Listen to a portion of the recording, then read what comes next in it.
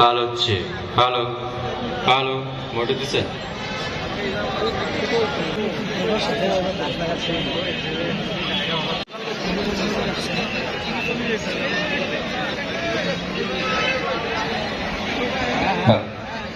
Hello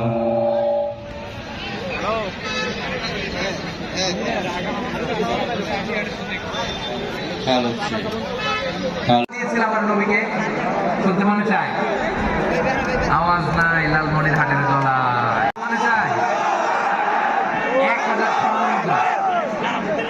1000 দুইটা খ্রিস্টান দাসী ছিলেন ধর্মে খ্রিস্টান।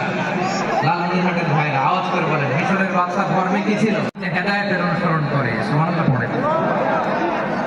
এই চিঠি রাসূলুল্লাহর পক্ষ থেকে মিশরের বাদশার কাছে ছিল এরকম মিন মুহাম্মাদিন রাসূলিল্লাহ ইলা মুকাওকিস। বিষ্ণু ইসলাম সব সুপার পাওয়ারের কাছে চিঠি দিলেন, রোমান সম্রাটের কাছে।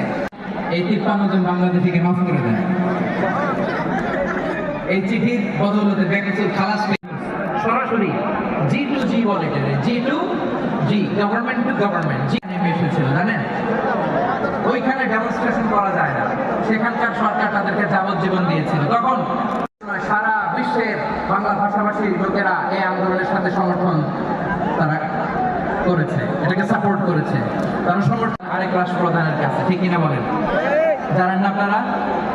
এই যে হিসেবে আত্মপ্রকাশ করলো, বিশ্বনবী চিঠি লিখলেন অন্যান্য সুপার পাওয়ারের কাছে।